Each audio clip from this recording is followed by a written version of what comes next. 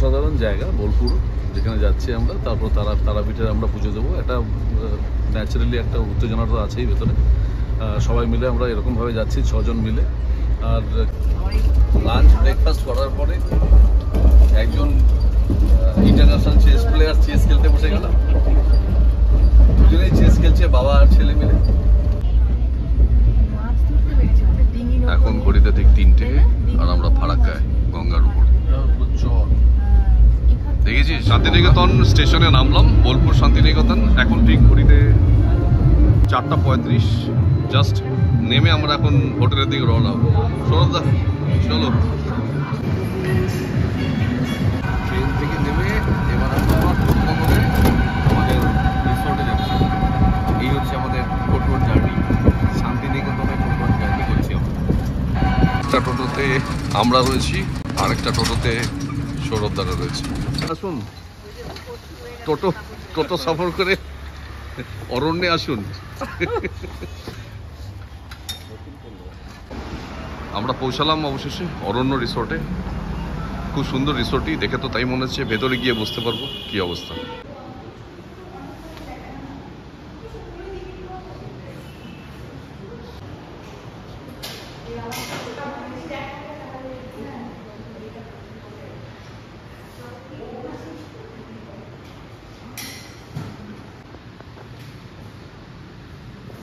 কেমন লাগলো?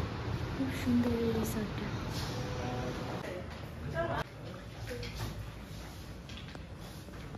চলো আমরা যাই, এবার পরে এসে আমরা দেখবো। এখানে দাওয়ার গুটি সাজানো রয়েছে বেশ সুন্দর। অতিথি আপ্যায়ন আলোচনা অবশ্যই। বেশ বড়সড় একটা দাওয়ার বোর্ড বসানো।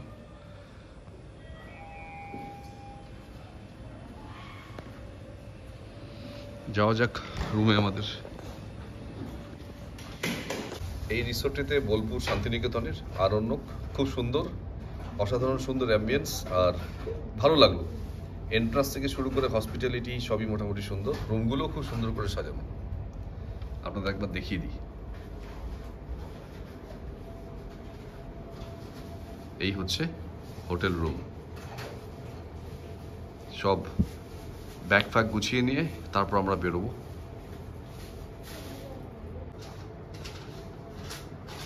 এই হোটেলটির বয়স হচ্ছে 3 ইয়ার্স। 3 বছর আগে এই হোটেলটি তৈরি হয়েছিল। কাচের ভেতর দিয়ে বাইরেটা দেখাচ্ছি, যেহেতু সন্ধে নেমে এসছে তাই জন্য আলোটা একটু কম। প্রোগ্রামটা কিভাবে সেট করলে ছোটদা একটুখানি যদি আমাদের আগেকার প্রোগ্রামটা সেট একদম অসাধারণ। আমি একটু মাইকে বলছি, হ্যাঁ, অসাধারণ কথা হবে না কোনো, যাতে সবাই ঠিকমতো শুনতে পারে, কথাগুলো পরিষ্কার যদি আসে। আর যদি অসুবিধা হয় বলবেন, আমরা আবার রেকর্ডিং করে পাঠাবো। তো প্রোগ্রামটা হচ্ছে কাল সকালে আমরা এখান থেকে চেক আউট করবো। চেক আউট করবো হচ্ছে 8:30 9:30 দিকে চেক আউট করবো। আমাদের এখানে গাড়ি চলে আসবে। আমরা যে অরণ্য রিসোর্টে আছি সেই রিসোর্টে গাড়িটা চলে আসবে। আচ্ছা, এই গাড়িতে করে, গাড়িটা হচ্ছে আর্টিগা বা স্করপিও, দুটোর মধ্যে একটা গাড়ি, 7 সিটার্সে। আমাদের জিনিসপত্র যা আছে লাগেজ ফাগেজ সুন্দর করে এঁটে যাবে। আর আমরাও প্রত্যেকে 6 জন আমরা এঁটে যাবো। তো এঁটে আমরা চলে যাবো গাড়িতে করে। প্রথমে এঁটে যাবো, তারপর সেটে যাবো। হ্যাঁ, তো হেঁটে না যায়, ঘাটার কোনো ব্যাপারই নেই। এই হচ্ছে রেস্টুরেন্ট। এবার আমরা সন্ধ্যেতে কিছু খাওয়ার জন্য রেস্টুরেন্টে এলাম। রেস্টুরেন্টটা খারাপ নয়, বেশ সুন্দর, পরিপাটি করে সাজানো গোছানো। খাবারের অর্ডার করেছি, দেখি এবার খাবার পরিবেশন করতে কতক্ষণে আসেন এনারা।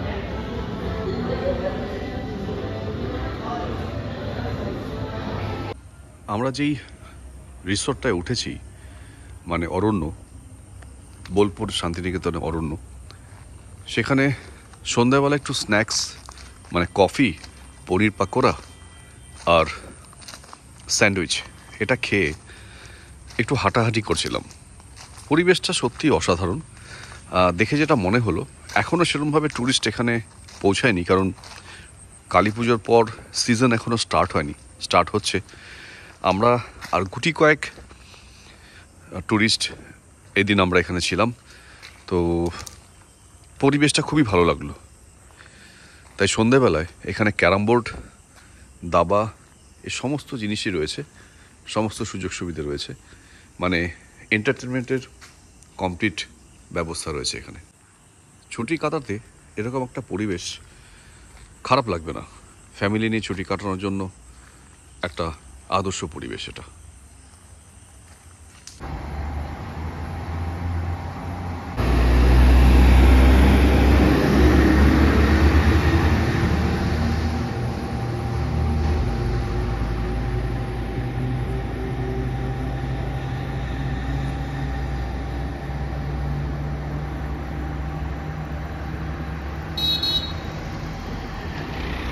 বোলপুর শান্তিনিকেতনের রাস্তায় আমি এবার, আর এখন ঘড়িতে ঠিক 8:07।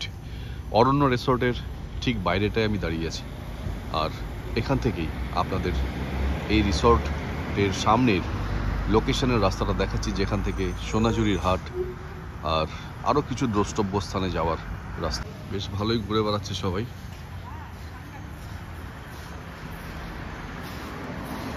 কেমন লাগলো তোমাদের লোকেশনটা? দারুণ, তো অনেক বড় এরিয়া।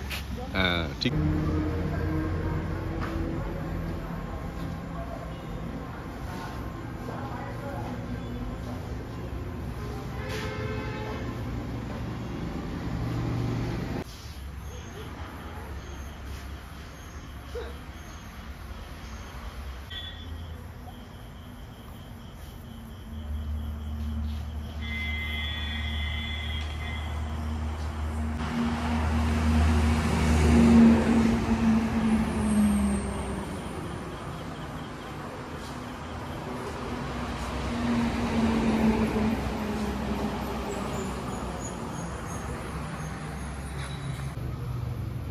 একটুখানি হাঁটাহাঁটি করলাম, পুরোটা জায়গা দেখলাম, আর দেখে ভালো লাগলো।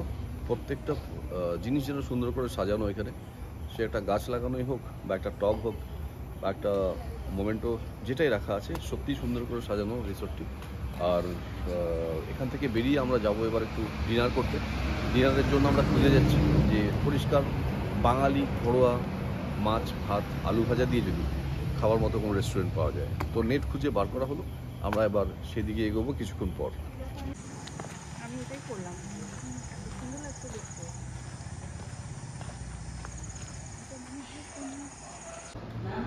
তো 23শে অক্টোবর আজকে সকালবেলা, এখন ঘড়িতে 9টা, সোয়া 9টা। মোটামুটি আমাদের চেক আউটের প্ল্যান কমপ্লিট। এখন আমরা ব্রেকফাস্ট করে বেরিয়ে যাবো হচ্ছে লালবাগের উদ্দেশ্যে। গাড়ি চলে এসছে, মালপত্র লোড হয়ে গেছে, এখন আমরা হোটেল থেকে চেক আউট করছি। তো এরপরে আপনাদেরকে জানাবো যে আমরা কোথায় কোথায় ঘুরলাম আর কী হলো।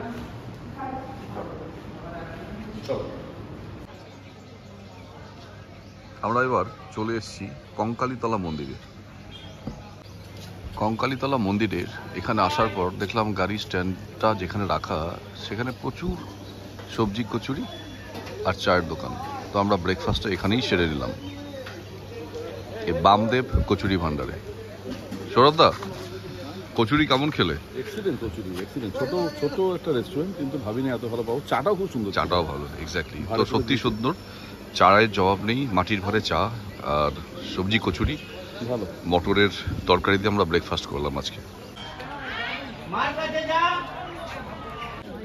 এই হচ্ছে কঙ্কালী মায়ের মন্দির, সতীপীঠের এক পীঠ কঙ্কালীতলা।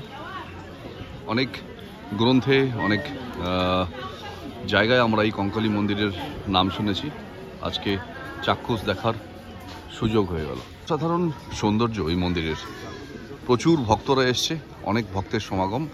আর তারই মাঝখানে আমরা আজকে হাজির হয়েছি মায়ের মন্দিরে। 23শে অক্টোবর 2025, কঙ্কালীতলা মন্দির। আজ আমরা সকালবেলা এসে পৌঁছালাম কঙ্কালীতলা মায়ের মন্দিরে। এটা কিন্তু আমরা অনেক জায়গায় পড়েছি এই মন্দিরের কথা, তো আজকে আমাদের চাক্ষুষ দেখার সুযোগ হলো। আবার সবাই মিলে আমরা এখানে এসে পৌঁছালাম। প্রাকৃতিক সৌন্দর্যে ভরা এই কঙ্কালীতলা মায়ের মন্দির। আমরা ব্রেকফাস্ট করার পর এখানে আসলাম, নিরামিষ খেয়েছি আজকে। ভেতরে ঢুকে হয়তো আমরা পুজো দিতে পারবো না, বাট দূর থেকে মাকে প্রণাম করব, আর এই মন্দির দর্শন করার পর আমরা বাকি জায়গাগুলো দেখব আর আপনাদেরকে দেখাবো।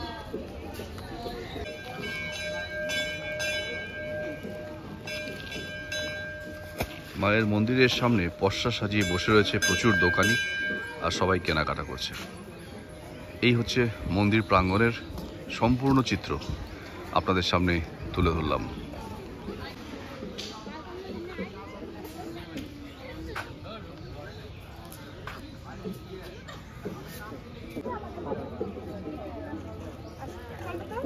এই মালিনী, এইগুলো আমাদের দেখাচ্ছি সুন্দর সুন্দর। হ্যাঁ, খুব সুন্দর সুন্দর।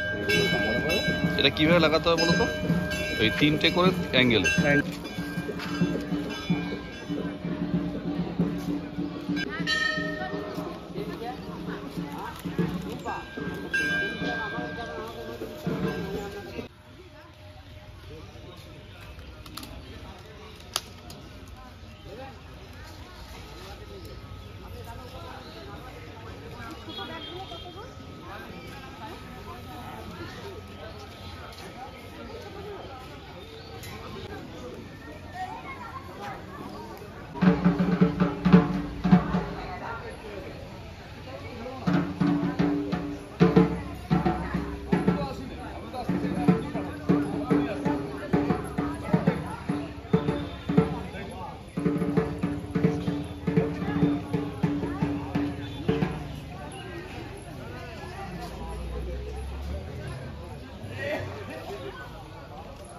কেনাকাটা করছি, আর ওইদিকে আমাদের সৌরভদা গল্পে মেতে উঠেছে এই কঙ্কালীতলায় মন্দিরের সন্ন্যাসীদের সাথে। এটা এক অদ্ভুত সংযোগ, অদ্ভুত যোগাযোগ, যেটা দেখতে ভালো লাগে। আর এটাকেই ক্যামেরাবন্দি করে রাখার একটা চেষ্টা আমি করলাম।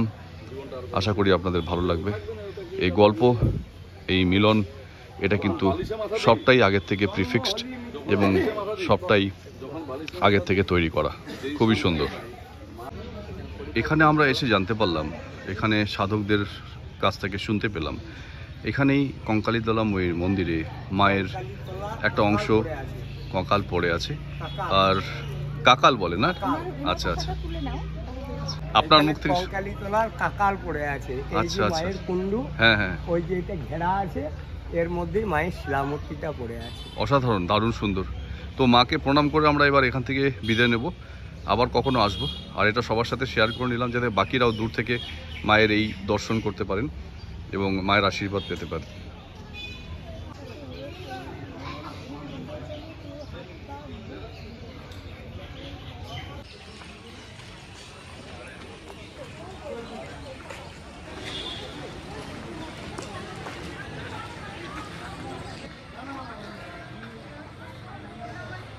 এখন এসে পৌঁছালাম শিবের মন্দিরে, যেখানে বাবা ভোলেনাথ শিব সতীকে নিয়ে এসে এখানে তার কোমরের অংশটুকু পড়েছিল। ঠাকুরমশাইয়ের কাছ থেকে আমরা শুনলাম। ঠাকুরমশাই একটু যদি বিস্তারিত বলেন আমাদের ভালো লাগবে। জয় মা কঙ্কালী, হর হর মহাদেব। সতী লাস্ট অংশ হচ্ছে এই কঙ্কালীতলা। কঙ্কালীতলার অপর নাম হচ্ছে চৈতন্যপীঠ। সতীর অংশ খণ্ড হওয়ার পর লাস্ট যে অংশটা, যেটা বাবা ধরেছিলেন, চক্র দ্বারা খণ্ডিত হয়নি, এখানে এসে দেখলেন, আমি এখন বর্তমানে যেখানে বসে রয়েছি, দেখলেন যে সতীর আর কিছু নেই। এদিকে চলে গেছে, এদিকে চলে গেছে, শুধু কাকটুকু, যেটা আমরা মেয়েরা জল আনে, হ্যাঁ, কাক বলি, কোমরের অংশটুকু। ওই কাক শব্দ থেকে কঙ্কালী মায়ের নাম করা আচ্ছা। হয়েছে। এবং বাবার নাম হচ্ছে কাঞ্চেশ্বর মহাদেব। এই মায়ের মন্দিরের পশ্চিম দিকে সুড়ঙ্গ পথ আছে, যেটা কাশী মণিকর্ণিকার ঘাটের সংযুক্ত। আচ্ছা, অনেকটা লম্বা সুড়ঙ্গ, সেটা অনেক লম্বা সুড়ঙ্গ। মানে এটা পুরাণ মহাকাব্যে এইভাবেই লেখা। এই জন্য বাবার নাম হচ্ছে কাশী কাঞ্চেশ্বর। আর এখানে এসে শিবের চৈতন্য হয়েছিল। অরিজিনাল নাম হচ্ছে, যেটা যখন থেকে সত্যযুগ থেকে, এটা কাঞ্চির দেশ। আচ্ছা, হ্যাঁ, কাঞ্চির দেশ এটা ছিল। তারপর আপনার নামকরণ হতে হতে হতে হতে এখানে আজকে দাঁড়িয়েছে বাবা কাশী বিশ্বনাথের সঙ্গে সংযুক্ত হয়ে আচ্ছা, কাশী কাঞ্চেশ্বর মহাদেব। ইনি হচ্ছেন স্বয়ংভূ, আচ্ছা, প্রতিষ্ঠিত লিঙ্গ নন, ইনি স্বয়ংভূ। মায়ের ভৈরব হচ্ছেন রুরু ভৈরবনাথ। আচ্ছা, হ্যাঁ, অষ্ট ভৈরবের মধ্যে ফার্স্ট ভৈরব হচ্ছে রুরু ভৈরবনাথ। অসাধারণ। আপনার কাছ থেকে, আপনার মুখ থেকে এটা শুনে আমাদের খুব ভালো লাগলো। আমি যাতে বাকিরাও দেখতে পারে সেই জন্য এটা নিলাম। খুব ধন্যবাদ, অসংখ্য ধন্যবাদ আপনাকে আবার একবার বাবার মূর্তি দর্শন করানোর জন্য। সৌরভদা, একটা কিন্তু অসাধারণ অভিজ্ঞতা আমাদের, বলো, মানে ভাবা যায় না। মনের জন্য শুনেই যায় আপনার থেকে। একবার এটা ধরো তো। পূর্ণাঙ্গতটা বলুন।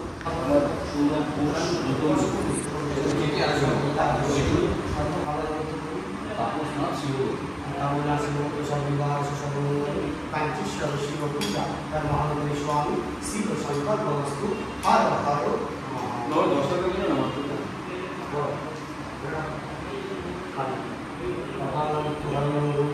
विनाशनम शिवम चरणामृत शिव शिवाय नमः हर हर महादेव आदि जन चरण की मतलब महादेव इंडिया ना वाला से माना जन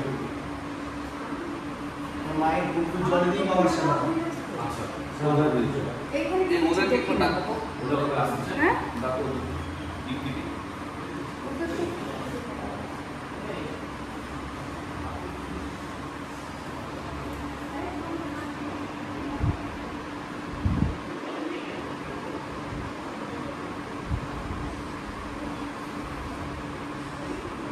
আমি এরকম প্রতিবার জল করতে দিলাম তো 7-8বার গেছি জল বেশি ও যে ফটো তুলেছিস কি অদ্ভুত দর্শন না দারুণ সুন্দর। হ্যাঁ। এই শিল্পে স্পর্শ করতে আগে এখন আর ওখানে পাওয়া যায় না আগে এখানে স্পর্শ করতে পারবে দেখো কামাখ্যা মন্দির প্রতিষ্ঠিত হচ্ছে উমানন্দ আর এখানে মা যেখানে বাবা আজ একটা কথা না বললেই নয়, কোনো এক মহান ব্যক্তির মুখে আমি এই লাইনটা শুনেছিলাম আর সেটাই আজকে শেয়ার করছি।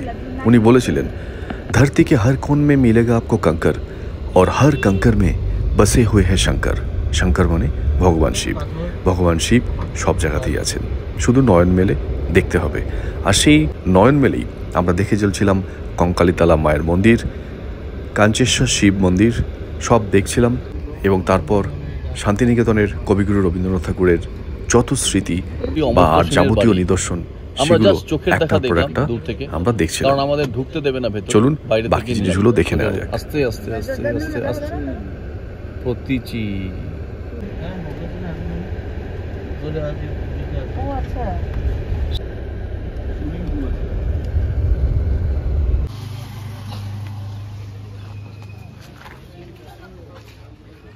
এসে পৌঁছালাম এখন সৃজনী শিল্পগ্রাম। 9টি রাজ্যের শিল্পের সম্ভার এখানে সাজিয়ে রাখা। তারই ভেতরে ঢুকবো, কিছুক্ষণ এখানে ঘুরবো, তারপর আমরা লাঞ্চ করতে যাব। শিল্প সৃজনী শিল্প নগর বলে, শিল্পগ্রাম সরবদা সৃজনী শিল্পগ্রাম। সৃজনী শিল্পগ্রাম। ওরা যেটা খাওয়ালে না, মানে এটা অসাধারণ সুন্দর। অসাধারণ। এই যাওয়ার সময় আমরা একবার একটা গ্লাস হ্যাঁ। খেলে পরে শান্তি। আমপোড়া Original শরবত, একদম। মানে আমটাকে পুড়িয়ে কখন রেখেছে যাই না, কিন্তু ভেতরে ভেতর কিন্তু পাওয়া পেলাম গেল না, পাল্প টাইপের পাল্প ছিল। হ্যাঁ, টকটকে। চারিদিকে সবুজ আর সমস্ত রাজ্যের যত হ্যান্ডিক্রাফটস বা আদার্স কিছু ইম্পর্টেন্ট জিনিসগুলো রয়েছে তার সম্ভার সাজানো। আর না চলে এসো একটা গ্রাম, যেন একটা সাজানো গ্রাম।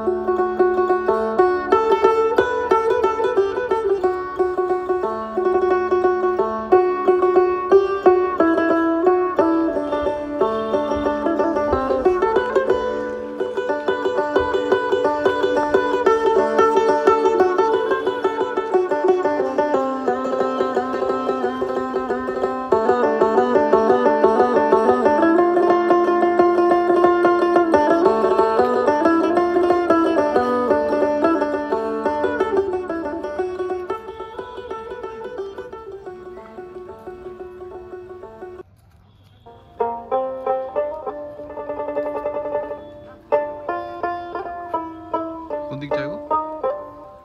হ্যাঁ যাচ্ছি, দাঁড়া এই দুটো শট নিয়ে নি এখানটায়, এটা পাওয়া যাবে না না হলে আর।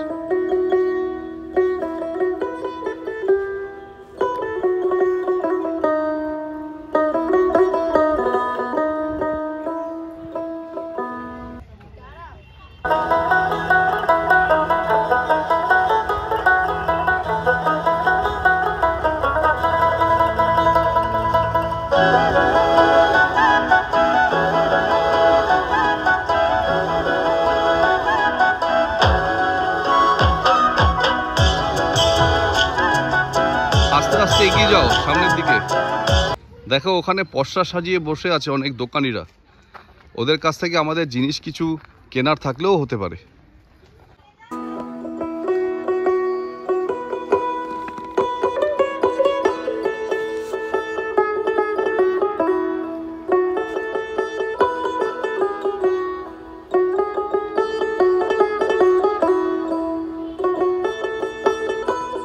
তাঁত তাঁত শিল্প উত্তরবঙ্গের একটি বিশেষ শিল্প, যেই তাঁতের কাজ বিখ্যাত।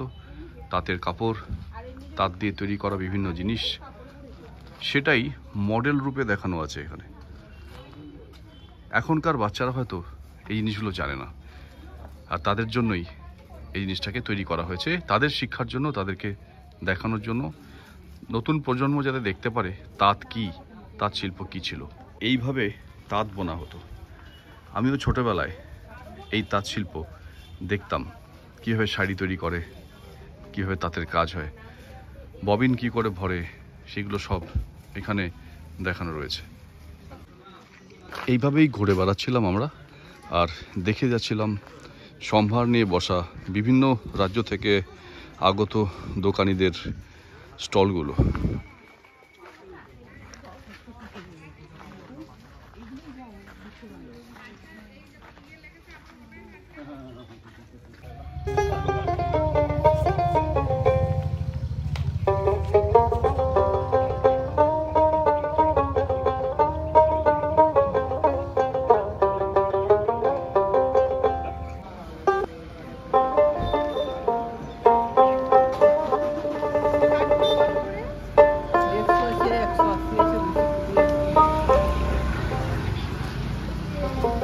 এমনিতে কি লাগবে?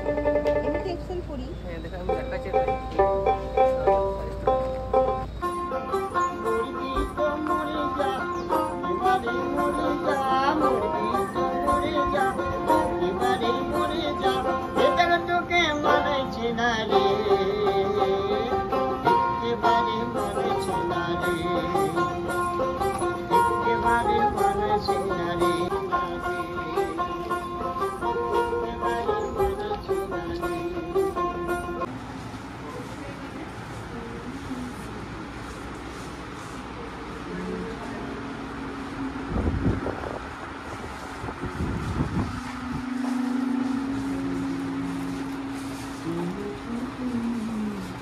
দাদা বাঁশি বাজাচ্ছেন, এটাই বাকি ছিল, এই বাঁশি যদি আওয়াজ বেরোচ্ছে না।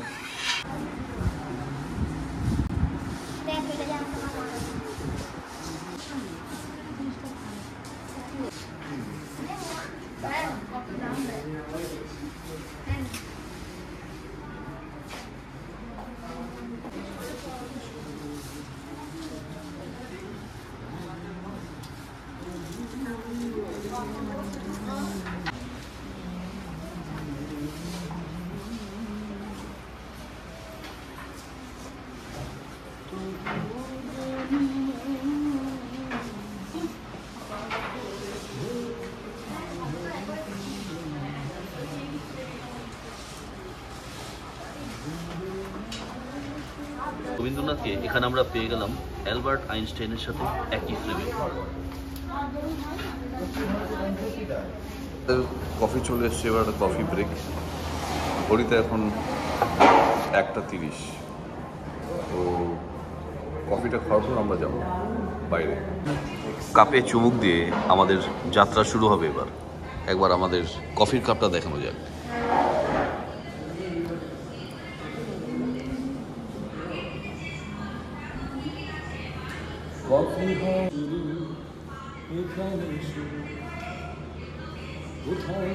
একটা ভালো হলো, কফিটা খেতে গিয়ে তুমি যে কফির গানটা করলে সেটা কপিরাইটে আসবে না। কফি এসে গেছে আমাদের, এই কফির কাপে চুমুক দেবো। তার আগে আপনাদের টাইমটা দেখাই, এখন 1:30। কফিটা খেয়ে আমরা এরপর সোনাঝুরির ঘাটে যাব, ওখান থেকে তারপর আমরা 2:30-3টে নাগাদ লাঞ্চ করতে পারবো। এই হচ্ছে আজকের দুপুরের প্রোগ্রাম। গাড়ি থেকে নেমে সোনাঝুরির হাট, সোনাঝুরির হাটে আমরা যখন দাঁড়ালাম তখন একটা অদ্ভুত ধরনের স্মেল পাচ্ছি। সেই স্মেলটার মধ্যে একটা তীব্র ঝাঁঝালো গন্ধ আছে। তো আমরা খুঁজে যাচ্ছিলাম সেটা কি, পরে দেখলাম যে এখানে যত গাছ আছে সব ইউক্যালিপটাসের গাছ। আর সোনাঝুরির এখানে এটা একটা বিখ্যাত হাট, সেখানে আমরা আজকে একটু ঘুরবো, কেনাকাটা করবো, তারপর আমরা ফিরে লাঞ্চ করতে যাবো। তো সৌরভ, এটাই তো প্রোগ্রাম? এটাই প্রোগ্রাম। তো সোনাঝুরি হাটটা বেসিক্যালি যেটা আমরা জানি যে শনিবার দিন নাকি খুব সাংঘাতিকভাবে বসে, শনিবার দিন নাকি এখানে পুরো ভরেই যায়, কিন্তু এখনও আজকে ওদের খুব একটা কম না, ভালোই ভিড় হয়েছে। মানে এই ভিড়টা আমাদের জন্য ঠিক আছে, এর চেয়ে বেশি ভিড় হয়ে গেলে আমরা ঘুরতে একটু অসুবিধা। দেখি পুরোটা ঘুরে দেখি আজকে। আমরা তো এখানে ঘুরে নিলাম, সোনাঝুরি হাট তো দেখাই হয়ে গেল আমাদের। এটাই দেখার ইচ্ছে ছিল, সোনাঝুরি হাটটা কেমন এটা দেখা হয়ে গেল আমাদের মোটামুটি। দেখা হয়ে গেল, এটার জন্য আবার না আলাদা করে আরেকটা দিন আসার কোনো মানে হয় না, আজকে যখন দেখাই হয়ে গেল। ওই যে ওখানে ওদিকগুলো তো যে দেখ কি কি ড্রেস পরে বসে আছে মাদল ভাত। দেখো একটু দেখে দেখে হাঁটতে হবে, এই যে সমস্ত নাচ হবে এখানে, সে যে বসেছে টাইম মতো হবে বোধ হয়।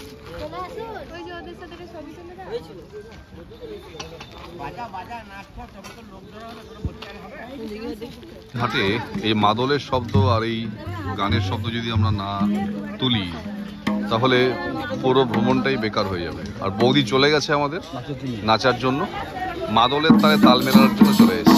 বৌদি নাচতে শুরু করে দিয়েছে।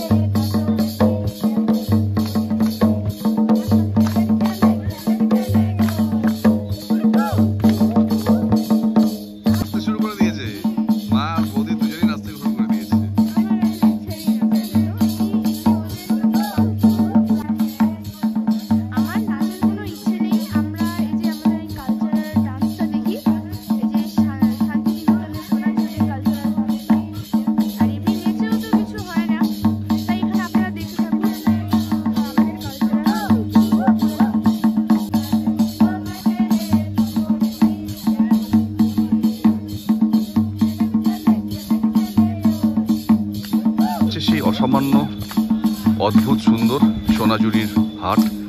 হাটটা ঠিক আমার উল্টো দিকে আর আমি সামনের দিকে এগিয়ে চলেছি। মানে যে কোনো বাংলা চলচ্চিত্র বা হিন্দি চলচ্চিত্র শুটিংয়ের জন্য এটা কিন্তু একটা আইডিয়াল জায়গা। দেখুন গাছগুলো শৃঙ্খলাবদ্ধভাবে দাঁড়িয়ে রয়েছে, আর মাঝখান দিয়ে যে হেঁটে যাওয়ার রাস্তাটা সেটা অদ্ভুত সুন্দর। প্রকৃতির অসামান্য অবদান বলুন বা কারোর পরিকল্পনাই বলুন না কেন, এটা কিন্তু সত্যি সুন্দর।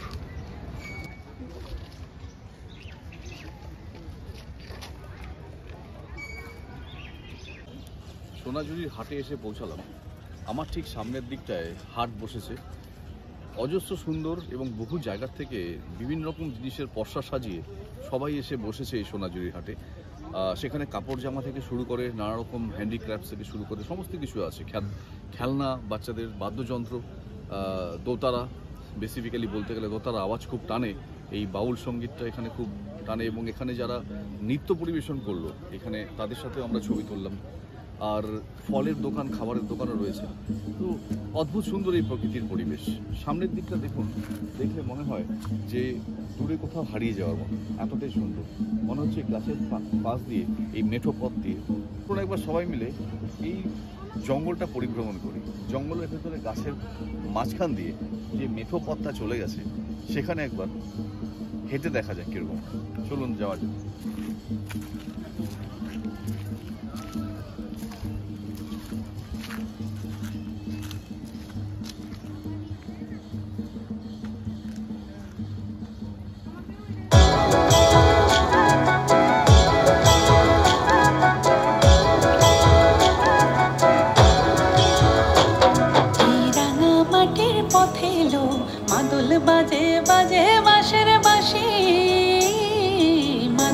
সাজে বাজে বাঁশের বাঁশি। এবার আমাদের হাঁটার পালা শুরু। আমরা সোনাঝুরির জঙ্গলে গাছের মাঝখান দিয়ে এবং এই মেঠো লাল মেঠো পথ পেরিয়ে অনেকটা দূর হেঁটে চলে গেছিলাম। যেন কোথাও আমার হারিয়ে যাওয়ার নেই মানা। এই গানটা এই জায়গাটার জন্যই মনে হচ্ছে বানানো হয়েছিল। কবিগুরু রবীন্দ্রনাথ ঠাকুর যে সমস্ত গান রচনা করে গেছেন সেই গানগুলো এই প্রকৃতিকে দেখেই করেছেন।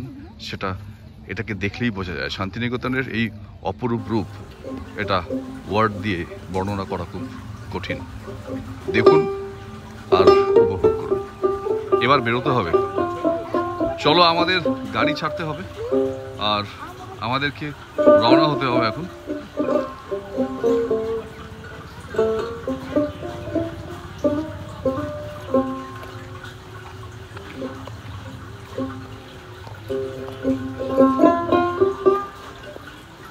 এসে পৌঁছালাম খোয়াই ভিলেজ রিসর্টে, রামশ্যাম গ্রুপ এর আন্ডারে।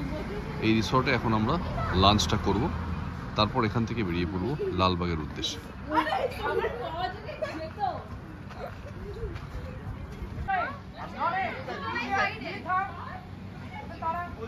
বেশ সুন্দর রিসর্টটি, সামনেই ক্যাফে রয়েছে। এখানেই এই ক্যাফেটেরিয়ার ভেতরেই আমাদের খাওয়ার ব্যবস্থা করা হয়েছে আজ।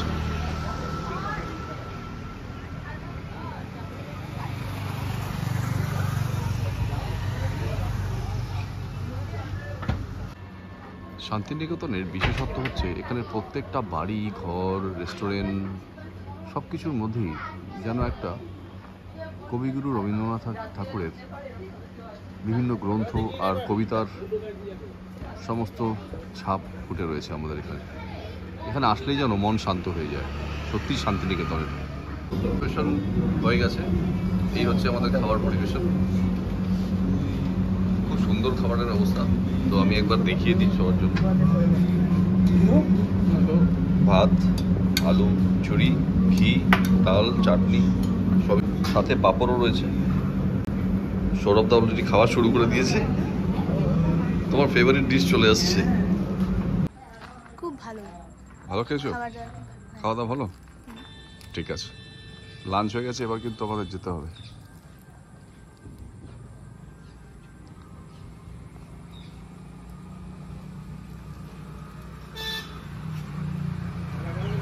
এই রিসর্টটা কিন্তু খুব সুন্দর না? দারুণ সুন্দর। এরকম একটা ছোট্ট ছাউনি দেওয়া ঘর, এর ভেতরে বসে থাকার মজাটা কিন্তু একদম আলাদা। এরকম একটা ছোট্ট শান্ত কুটির যদি থাকে, খাওয়ার পরে যদি এখানে বসে একটু আড্ডা মারা যায় আর বিকেল এক কাপ চা। একটু বল না এদেরকে যে একটা যদি বালিশ দিতে পারে। আমরা রুম নেবো না, একটা বালিশ এখানে দিলে যথেষ্ট। এত সুন্দর। দেখি বালিশের ব্যবস্থা করা যায় কিনা। রান্নাটা এত সুন্দর করেছিল না? মাটন বিশেষ করে প্রত্যেকটা রান্না ভালো, দারুণ সুন্দর রান্না। মানে আমি তো বলবো সবাইকে এখানে আসতে। মানে অনেক বড় বড় হোটেল হচ্ছে, হোটেলের নাম রামশ্যাম, কিন্তু এখানে যদু মধু সবাই আসতে পারে। করতে করতে লাঞ্চের পর দুপা হাঁটতে হাঁটতে আমরা উঠে এলাম এই সিঁড়ি দিয়ে। এই সিঁড়িটা এরকম ঘোরানো, লোহা রেলিং দেওয়া, আর সিঁড়িতে উঠে যা আমরা দেখলাম কি সুন্দর রে, মানে সেটা আর অবাক করার মতো। সিঁড়ির ওপরে, ছাদের উপর এরকম ছাউনি দেয়া। বললাম বৌদিকে একবার ডাক দাও, খুব ভালো লাগবে। এই ছাউনি খুঁজছিল। এরকম ছাউনি দেয়া যদি ছাদের ওপর, এরকম কাঠের চেয়ার, টেবিল আর ছাউনি, মানে অদ্ভুত সুন্দর ছাদটা। ছোট্ট একটি ছাদ, সামনে একটা গরুর গাড়ি রাখা, তার উপর কিছু মাটির প্রদীপ। এজন্য আদর্শ একটা গ্রাম, মানে পুরো গ্রামটাকে যেন হাতে ধরে এসে বসিয়ে দেওয়া হয়েছে এখানে। দেখুন খালি একবার, এখানে বসে সন্ধেবেলায় চা খেতে খেতে গল্পের আসরটা দারুণ সুন্দর জমে উঠবে। কি বলো সৌরভদা? একদম। এখানে বসে তুমি যদি চারদিকটা দেখ না, একদম পুরো সবুজ সবুজ। সেটাই বললাম যে এখানে তুমি বসে শুধু আসরটা কিরকম জমে উঠবে গানে। এটা মানে আর্টিফিশিয়ালি মনেই হচ্ছে না, খুব ন্যাচারালি তৈরি করেছে। মনে হচ্ছে গ্রামটাকে হাতে ধরে বসিয়ে দিয়েছে এখানে। বসিয়ে দিয়েছে, একদম ঠিক কথা। খুবই সুন্দর।